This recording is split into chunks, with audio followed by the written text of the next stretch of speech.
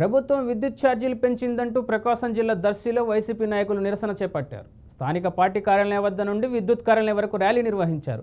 అనంతరం విద్యుత్ జేఈఓకు వినతి పత్రం అందించారు. ఎన్నికల ముందు కూటమి ప్రభుత్వం విద్యుత్ ఛార్జీలు పెంచమని చెప్పి ఇప్పుడు ఛార్జీల పేరుతో ప్రజల నడ్డి విరుస్తుందని బూచేపల్లి మండిపడ్డారు.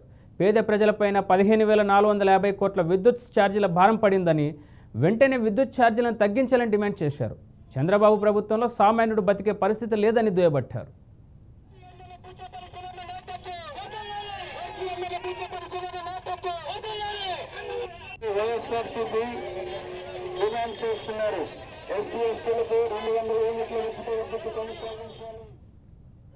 పిలుపు మేరకు దర్శి నియోజకవర్గంలో ప్రకాశం జిల్లాలో అన్ని చోట్ల ప్రజల మద్దతుగా చంద్రబాబు నాయుడు గారు ఎలక్షన్ల ముందు ఇచ్చిన హామీలు నెరవేర్చకుండా ఎలక్షన్ల ముందు ఏ యూనిట్ పైన ప్రజల మీద భారం వేయనని చెప్పిన చంద్రబాబు నాయుడు గారు ఎలక్షన్ అయిన తర్వాత ట్రూ అప్ ఛార్జీలు అని చెప్పి ఆ ఛార్జీలు అని చెప్పి సుమారుగా 15,435 కోట్ల భారం ప్రజల మీద వేస్తున్నారంటే చంద్రబాబు నాయుడు గారు మీరు ఆలోచించాల్సిన అవసరం ఉంది.